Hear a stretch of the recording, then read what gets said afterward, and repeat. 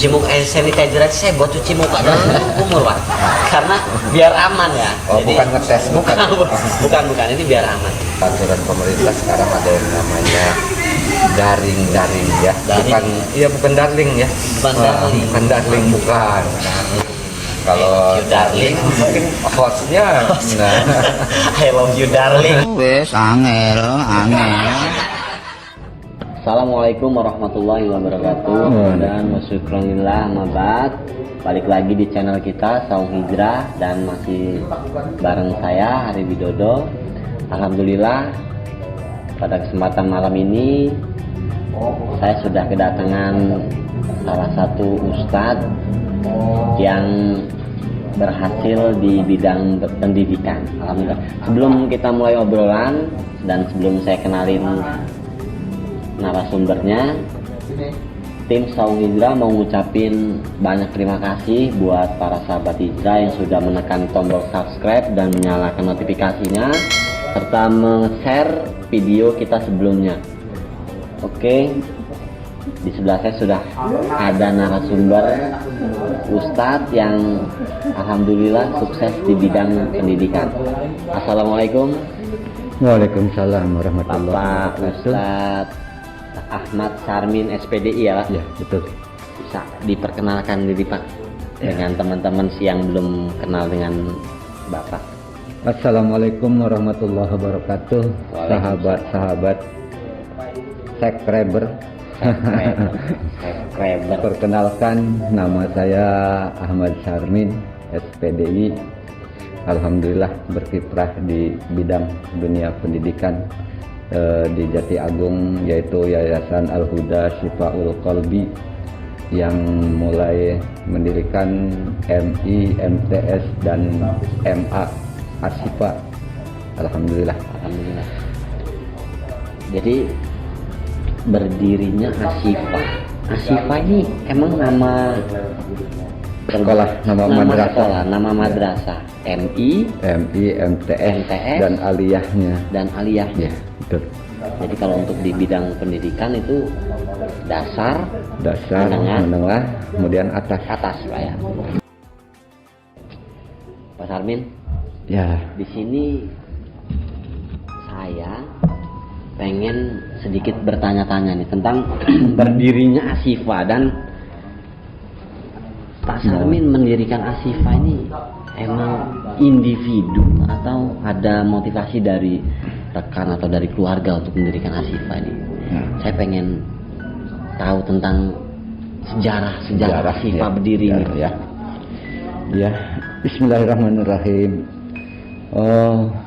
Sejarah berdirinya Asyifa yang dilatar belakangi sebetulnya melihat situasi dan kondisi agama yang sekarang ini sangat dibutuhkan oleh masyarakat.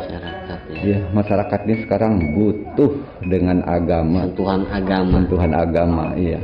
Jadi di bidang pendidikan. Di bidang pendidikan.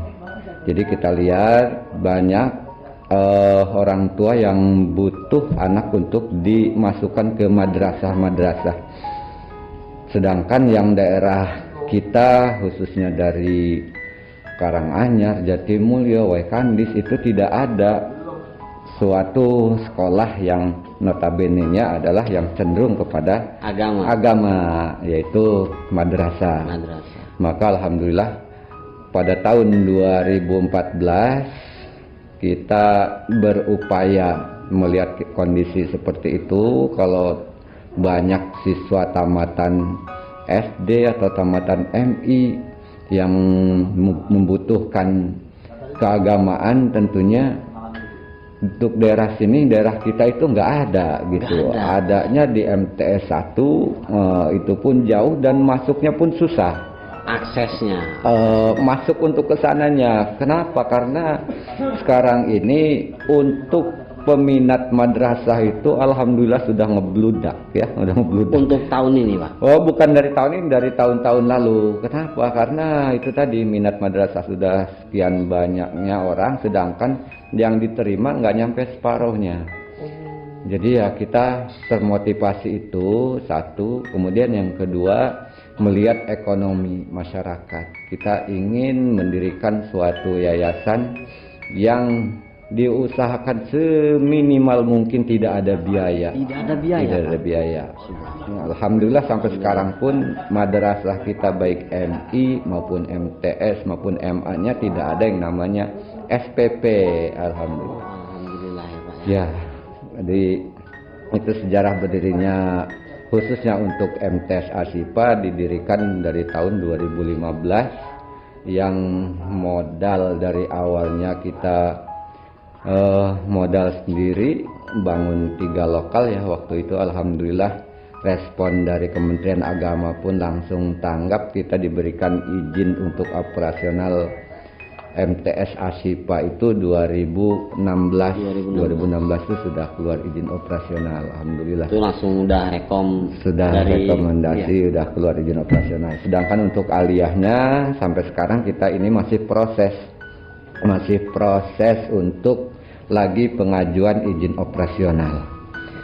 Insya Allah dipermudah ya. Amin. Semoga didengar juga. Maaf Pak Sarmin, ini saya bukan melanggar protokol pemerintah ya. Ya. Tadi saya kesini sudah cuci muka, sudah cuci tangan dengan cuci muka hand sanitizer aja saya buat cuci muka dan kumur Pak. Karena biar aman ya. Oh, bukan ngetes, bukan ya? bukan, ini biar aman. Oh, kita minum dulu Pak. Ini Ya. kita kopinya sebenarnya belum ada merek, makanya biar cepet dikasih merek kita Ada minum ya. promosi ya. Ya, Nah, biar di mudah-mudahan. endorse ya. Oke. Diminum. Bismillahirrahmanirrahim. Oke, kita lanjut Pak Sarmin. Untuk sekarang perkembangan Asifa ya, sudah berapa siswa? Alhamdulillah ya. Untuk MI kita memang sudah sangat lama ya berdirinya. Ya sekarang siswa kita berjumlah 328 kalau nggak salah. 328 untuk MI-nya. Untuk MI-nya. MTS-nya apa? Untuk MTS-nya 189. Alhamdulillah. 180 Untuk lumayan MTS banyak Pak ya. Itu ya, alhamdulillah. berapa pengajar Pak? Untuk MI kita ada 18 guru, 18 pengajar, pengajar. tenaga pengajar Itu yang honornya ada 17. dari kementerian Yang dari Kementerian Agama ada satu itu pegawai negeri ya. Ya, itu yang PNS yang diperbantukan di tempat kita ada 1 orang. Ya, alhamdulillah kalau untuk tenaga pengajar MTS ada semuanya dengan TU semua sekitar 24 untuk tenaga pengajar di MTS-nya. Kalau untuk aliyahnya kita siswa sekitar 30 sekitar ya 90 lebih lah untuk MA-nya. Alhamdulillah. Alhamdulillah Pak ya. Berarti bukan hanya kita ini Asifa ini mendidik siswa dan siswi ya ternyata. Ya. Memberi lapangan kerja untuk para honorer. Honor ya. Selain daripada itu yang memang notabene-nya motivasi kita adalah untuk memberikan pendidikan kepada siswa yang tidak mampu. Tidak mampu. Seperti yang sudah sampaikan tadi, di sekolah kita itu Tidak gratis, ada pungutan biaya. tidak ada biaya SPP dan tidak ada biaya yang lain, hanya seragam. Mungkin itu pun begitu masuk sekolah ya. Iya. Jadi hanya seragam kaos olahraga, itu kan wajar untuk mereka juga. Dan begitu pula dengan yang lain tidak ada. Alhamdulillah sampai sekarang berjalan. Buku-buku atau ini? Kalau untuk buku-buku kita dialokasikan dari dana BOS. Dana BOS ya? Iya, dana BOS itu bantuan operasional Alhamdulillah ya. sekolah yang dari pemerintah. Dari pemerintah. Itu kita alokasikan untuk pembelian buku yang dipergunakan oleh siswa gitu. Oleh siswa ya Iya. Pak. Ini kita ini dari tadi ngobrol belum alamat Pak. Alamat Asifa ini. Jadi iya. biar semua mungkin ada ibu-ibu atau bapak-bapak yang pengen menyalahkan anaknya dengan notaben agama Pak ya, Iya. terutama ya. Insya Allah. Boleh Pak. Untuk madrasah kita Yayasan Al-Huda Syifaul Qalbi ini lokasinya bertempat di Jalan P Senopati Desa Karangsari, Kecamatan Jati Agung, Lampung Selatan. Ya, kurang lebih sekitar 100 meter dari Jalan Tol Jatimulyo ya. Iya. Nah, kemudian untuk kurikulum pendidikan kita Di Asifa ada ekstrakurikuler selain pramuka, ada tambahan ekstrakurikulernya, Pak. ya, alhamdulillah kalau untuk umum yang olahraga seperti futsal ya kita ada, kemudian tenis meja, Tenis meja. ya. Nah, tenis meja pokoknya kalau untuk olahraga itu kita ada, kemudian karate pada waktu itu kita sudah ada juga, tapi untuk 2 tahun setahun kemarin sama tahun ini vakum memang Vakum karena pandemi ini. pandemi. Nah, kemudian selain itu juga untuk keagamaan kita ada ekstrakurikulernya ngaji kitab tadi yang kita kaji, kitab Fathul Qorib ya, itu dilaksanakan cuman seminggu sekali. Seminggu sekali. Ya, Di hanya waktu untuk di selesai pelajaran, waktu ya? khusus waktu ekstrakurikuler. Nah, untuk itu kemudian ada lagi kita tahfiz. Jadi tahfiz itu hafalan untuk MI kita yang minimal juz 30 target kita. Juz 30 ya sampai surat An-Naba. Kalau untuk MTS selain juz 30 kita sih nggak muluk-muluk ya, dengan ditambah dengan surat-surat pilihan aja. Surat-surat pilihan seperti surat Al-Mulk ya, kemudian Ar-Rahman, Al-Waqiah. Itu untuk MTS-nya, Pak? Ya, untuk MTS-nya ditambah dengan Yasin minimal lancar walaupun nggak hafal. Nggak hafal, Kalau ya yang penting mereka lancar. Begitu pula dengan MA-nya kita untuk pelajaran tahfiznya, untuk ekstrakurikuler tahfiznya yaitu tadi tidak muluk-muluk, yang penting mereka satu betul tajwidnya, makhrajul hurufnya dalam membaca Al-Quran itu panjang pendeknya ya. Kemudian tahfiznya itu tadi untuk juz 30 target kita untuk MI, untuk MTS selain juz 30 tambah surat-surat pilihan. Kemudian kita juga ada hadroh juga. Nah, hadroh alhamdulillah ada alat hadroh, kita sudah berapa kali tampil ya untuk hadroh. Jadi itu ekstrakurikuler kita dalam keagamaan. Berarti memprioritaskan agama sih Ya, ini, Pak ya? iya, karena itu tadi selain kita kurikulum yang sudah ditentukan oleh baik itu Kementerian Pendidikan Kebudayaan, kita juga ada kurikulum yang memang sudah ditentukan oleh Kementerian Agama. Ya, jadi karena kita ini bernaung di 2 payung pendidikan, Kementerian Pendidikan dan Kebudayaan juga, nah kita pada dasarnya yang memang di bawah Kementerian Agama. Ya, jadi kita harus menggunakan kurikulum itu gitu. Insya Allah menjadi wadah untuk para santri dai-dai ya Pak ya, Iya. Ustadz ustazah ya, Insya Allah Asifa ini Pak ya. Amin. Karena Yang- kita juga ada memang classroom yang khusus untuk tahfiz ya, khusus untuk putri. Kemudian kita juga ada asrama juga bagi yang jauh-jauh. Kita ada pondok juga untuk ya, ada pesantren yang berada di lingkungan sekolah kita yang bagi ingin bermukim yang dijauhkan pulang Pak ya. yang bagi siswa yang jauh kita ada pondok atau asrama yang alhamdulillah memang sampai sekarang banyak santri-santri yang dari jauh-jauh yang sekolah di tempat kita. Oke, kita ini di sini pengen ngebahas tentang pandemi ini Pak. Pandemi dan apa sih pengaruh besarnya ke pendidikan di Indonesia ini Pak? Karena pandemi ini yang terpapar ya, maksudnya yang ini apa sih? Terkena ya, terdampak, yang terdampak, sangat terdampak itu di bidang pendidikannya Pak. Ya. Itu secara pandangan, ini kita untuk pandangan pendidikannya aja Pak ya, itu kayak mana Pak? Bismillahirrahmanirrahim. Di masa pandemi COVID-19 ini dunia pendidikan sangat terpengaruh dengan adanya pandemi ini, ya pandemi COVID-19 ya, kalau nggak salah namanya ya. Corona kata orang corona ya, asal jangan kolorna aja. Jangan kolorna. Corona. Dalam Islam memang sudah ada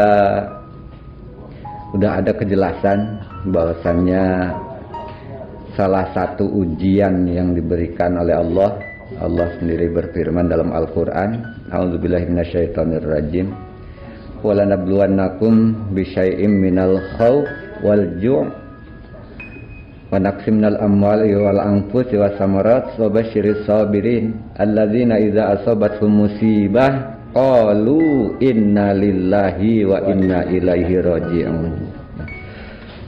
Jadi corona atau COVID-19 ini adalah merupakan suatu ujian yang diberikan oleh Allah, yang kita harus menyikapinya dengan kesabaran dan ikhlas ya, betul. Tawakal sepenuhnya kepada Allah Subhanahu wa taala, karena pasti Allah memberikan hikmah daripada diturunkannya wabah corona ini atau virus corona ini ya, karena zaman Nabi juga sudah ada memang Corona ini bukan corona, kalau dulu belum jelas taun namanya ya, kalau dalam bahasa hadisnya itu namanya taun. Itu adalah sejenis wabah penyakit menular ya, kalau dulu belum dinamakan virus. Wabah penyakit menular di suatu kampung. Maka dengan adanya wabah menular pada waktu itu, Nabi memberikan solusi. Apa solusinya? Bagi penduduk yang ada di kampung yang terkena wabah tersebut, agar isolasi, jangan keluar dari kampung tersebut. Sudah diterapkan social distancing itu tadi ya. Kemudian yang dari luar jangan masuk ke kampung yang terkena wabah itu. Nah, jadi berkenaan dengan COVID-19 ini, maka di dunia pendidikan pun sangat terasa sekali dampaknya, karena kita dikhawatirkan anak-anak itu nanti akan terkena, mungkin dari bawaan ada keluarganya yang dari jauh, ada temennya yang dari jauh, sehingga betul peraturan pemerintah sekarang ada yang namanya daring ya, bukan darling ya, bukan darling.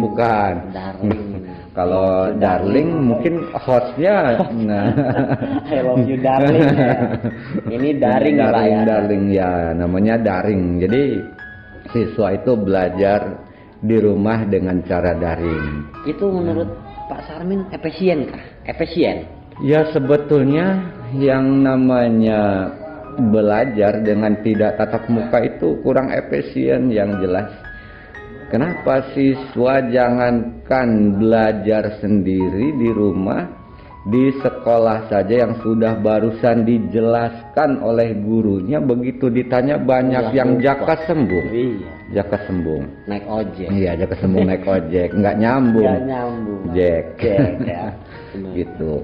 Jadi ya, kalau untuk dinilai efisien kemudian aktif, itu jauh dari efisien dan keaktifan ya. Memang kondisinya seperti ini gitu. Jadi memang salah satunya untuk menghindari daripada terpaparnya dampak virus corona ini, peraturan pemerintah mengadakan yang namanya daring tadi, belajar di rumah dengan memperbanyak anak itu lebih menguasai IT ya. IT. Ada hikmahnya juga supaya anak lebih kreatif menggunakan IT. Kalau bisa nanti anak itu bisa membuat program dan lain sebagainya sebetulnya. Tapi banyak juga malah mudaratnya.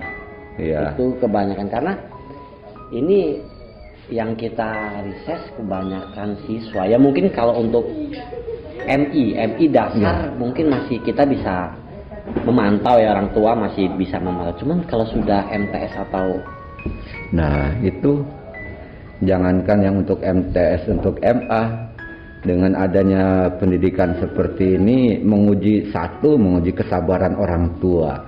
yang selama ini enak aja ngomong kan, nyepelein guru ngajar ini begini. Nah, dengan adanya begini orang tua itu tahu merasakan jadi pendidik mengajar anak itu tidak semudah yang dibayangkan. Oke, Kak. Jadi untuk orang tua dengan adanya COVID-19 ini ya merupakan suatu ujian biar orang tua juga tahu cara mendidik anak itu ternyata tidak semudah yang dibayangkan. Kadang-kadang ada orang tua yang menyalahkan Iya, guru, mudah ya, menyalahkan guru kan. Kok begini, kok begitu gitu. Nah, dengan begini dikerasin nggak bisa. Bahkan ada yang kemarin yang di Tangerang sampai dibunuh ya, anaknya benar. Gara-gara ngedidik anak ngerjain PR, mungkin nggak sabar, dicubit emosi, nah tersulut emosi sehingga sampai terjadi seperti itu.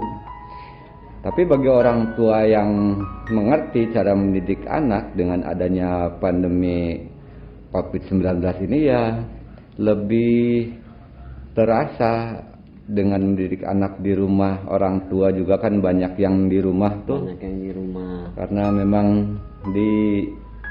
dianjurkan untuk bekerja dari rumah, semuanya di rumah, sehingga pendekatan keluarga itu lebih erat, lebih terjalin, betul, hubungan keluarga yang selama ini jarang ketemu anak, yang tadinya sehari cuma ketemu 1 jam, kemudian apalagi ya yang kerjanya berangkat subuh pulang malam, berangkat anak belum bangun, pulang sudah tidur ya kan. Dengan adanya seperti ini ya hikmahnya bagi orang tua yang bisa untuk mendidik anak lebih dekat lagi dengan keluarganya.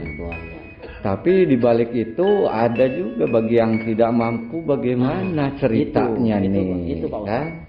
Yang mau kita bahas di sini, kita akan membahas untuk orang tua yang kalangan menengah ke bawah. Kalangan menengah ke bawah itu jangankan untuk membeli HP, smartphone ya. Iya. Untuk makan sehari-hari aja benar Pak. Iya. Kemudian dari segi pendidikan juga kebanyakan orang tua kalau daerah kampung ya, pelosok gitu ya. Iya, tamatan SD aja enggak. Iya. Masih banyak yang belum tamat SD kan. Suruh ngajarin anak. Iya. Lewat teknologi yang canggih gitu kan. Iya. Gimana kan banyak sekali kelemahan yang susah orang tua untuk ngajarin anak, yang jelas mendidik anak dengan cara seperti itu. Anaknya minta ajarin matematik umpamanya, jangankan yang nggak tamat SD, yang tamat SMP aja sekarang ini pendidikan anak kurikulum itu sudah beda. Kalau dulu umpamanya matematik itu kelas adanya perhitungan jarak waktu umpamanya itu kan adanya di SMP. Sekarang di SD atau di MI itu sudah ada pelajaran kelas 4. Ngitung jarak waktu dari sini ke Bakauni jaraknya sekian puluh kilo. Kecepatan mobil umpamanya 80 kilo per jam jadi berapa? Itu sudah ada di pelajaran SD itu. Ibunya mungkin belum pernah. Ibunya boro-boro itu. Iya di situ. Jadi ketika mereka harus memaksakan, sebenarnya orang tua sekarang ini harus memaksakan Pak. Ya. Harus memaksakan bahwa ini anaknya harus dibelikan Android ya. Dia harus memaksa. Bahkan kemarin kita baca artikel itu ada orang tua sampai nekat mencuri Pak, untuk mendapatkan smartphone buat si anak. Nah itu tanggapan untuk pemerintah khususnya Pak. Kita sih bukan pengen ini pemerintah ya, cuman kita minta pemerintah ini ada kebijaksanaan ya mungkin untuk si itu ada nggak sih Pak dari pemerintah sendiri untuk bantuan seperti smartphone atau apa untuk fasilitas sekolah si anak yang di bawah rata-rata gitu Pak kemampuan ekonominya. Harapan kami sebetulnya untuk tingkat untuk di sekolah ini, satu ada kurikulum yang efisien di masa pandemi COVID-19 ini, tentunya yang bisa lebih mengena gitu. Umpamanya dengan memberikan buku yang memang khusus, yang singkat, padat, nah yang bisa dipelajari ketika masa pandemi COVID ini. Ya sekarang alhamdulillah dari pemerintah ada bantuan kuota gratis. Alhamdulillah. Tapi ya kelemahannya itu, satu, kalau di kampung banyak yang nggak punya HP, gimana ceritanya? Dua, iya, yang daerah-daerah tertentu banyak juga yang sinyalnya lemot. Karena sudah ditentukan dari pemerintah si kuotanya itu memakai jaringan ini gitu. Bukan, itu kan sebetulnya ada beberapa dari seperti Telkomsel, ada juga dari XL. Kebetulan kita alhamdulillah dapat yang dari XL-nya. Dari XL ya. Ya, tapi kan tidak semua daerah itu bagus untuk sinyal itu. Jadi ya itu ya alhamdulillah juga sudah ada kuota gratis. Ya kelemahannya itu tadi di smartphone-nya yang banyak yang masih belum punya gitu. Mungkin itu untuk kelemahannya. Untuk APD atau apa itu siswa dapat semua Pak ya? Untuk APD tidak ada, itu mereka beli sendiri. Kalau untuk karena sekarang memang tidak ada tatap muka ya kita ya, jadi masih daring ya, masing-masing di rumah. Jadi nggak ada untuk APD, nggak. Jadi dialihkan untuk si kuota ini. Ya untuk kuota aja yang ada. Tapi untuk smartphone-nya belum. Tidak ada bantuan untuk itu. Semoga nanti dalam video ini ada pemerintah yang melihat ini video ini dan terbuka ya Pak ya. Semoga itu mudah-mudahan ya itu tadi bisa ada solusi. Selain daring-daring ini juga ada pemberian tugas. Ini kan kalau selama ini kita kreatif, kita sendiri aja memberikan tugas kepada siswa itu. Ya.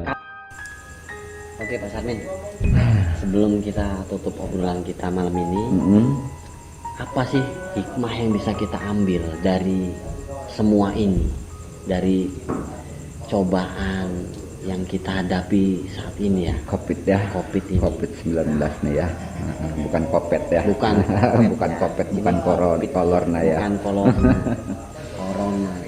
Iya, hikmah yang kiranya kita bisa ambil dari ujian mungkin yang Allah turunkan. Yang pertama yaitu sesuai dengan tema kita nih, saum hijrah ya. Betul, bagus betul ini temanya, saum hijrah.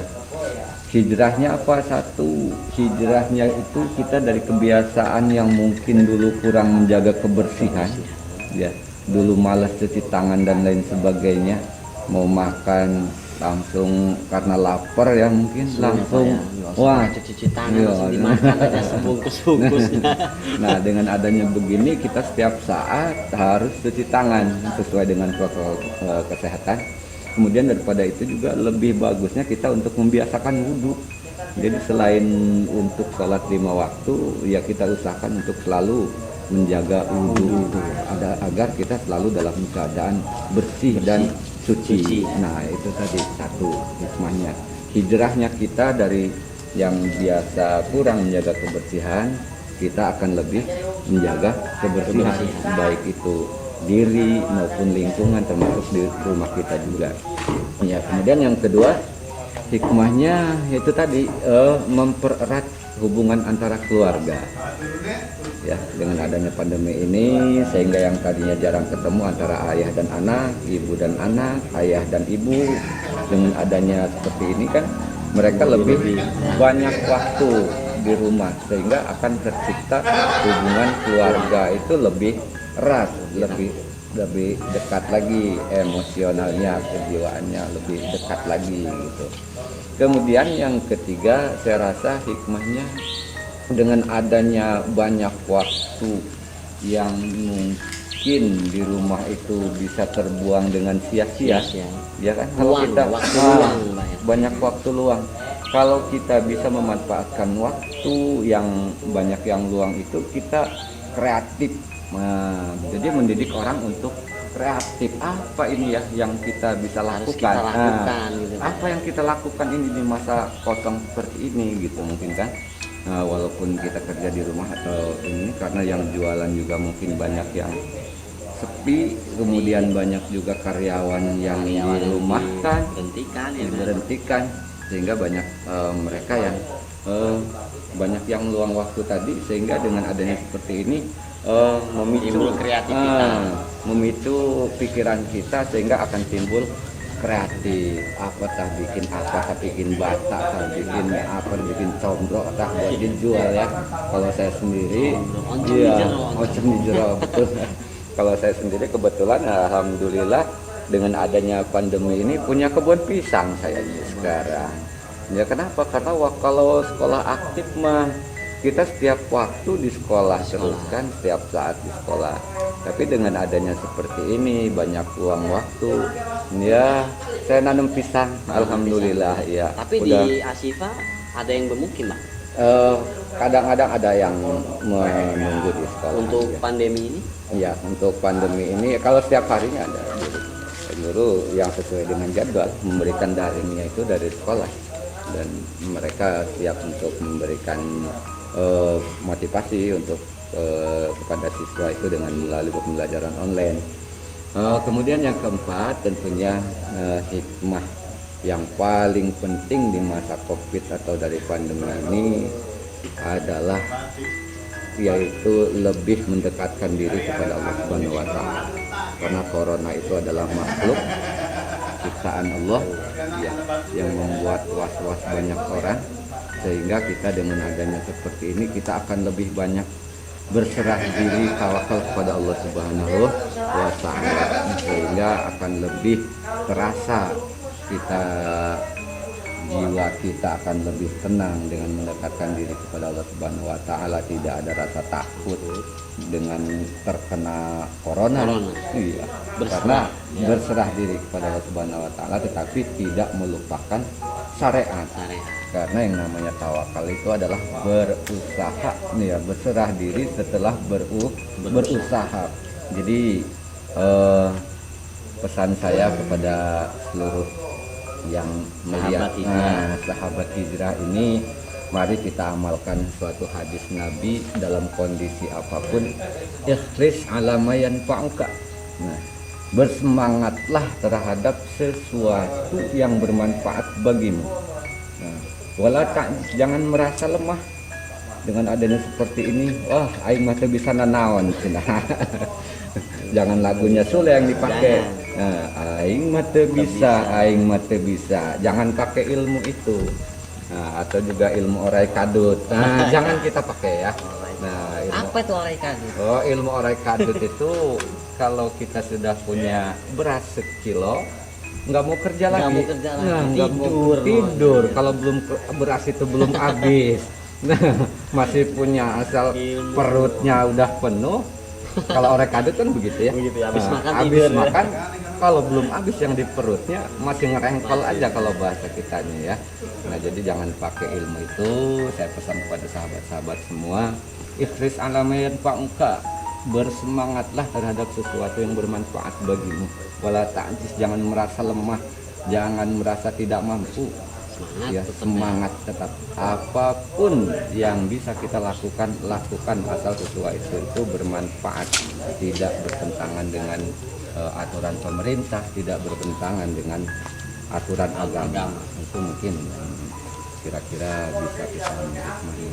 Oke, terima kasih banyak Pak Sarmin sudah memberi banyak motivasi buat para sahabat hijrah semua, dan Pak Sarmin sudah menyempatkan diri untuk mampir ke channel kita Saung Hijrah ya. Insyaallah channel ini akan kita kembangkan untuk kita menyebar. Mudah-mudahan sukses semua. Amin ya robbal alamin. Pertama niat kita adalah untuk syiar Islam kita. Oke, buat para sahabat hijrah, kayaknya kita sudah sampai di ujung video. Terima kasih banyak sudah menyaksikan dari awal sampai akhir, dan nggak ada salahnya gue ngingetin lagi buat kalian yang belum subscribe dulu channel kita Saung Hijrah dan nyalakan notifikasinya. Yang belum follow IG kita, follow IG kita Saung Hijrah Official. Semoga dengan kalian menekan tombol subscribe kalian membantu jalan dakwah kami. Amin, menjadi pahala buat kalian semua. Amin. Oke, kayaknya sampai di sini obrolan kita, Pak Sarmin. Insya Allah kalau kita ada waktu kita ngobrol kembali, Pak Sarmin. Buat sahabat hijrah, saya akhiri. Saya Ari Widodo. Saya Ahmad Sarmin. Dan wassalamualaikum warahmatullahi wabarakatuh. Waalaikumsalam warahmatullahi wabarakatuh.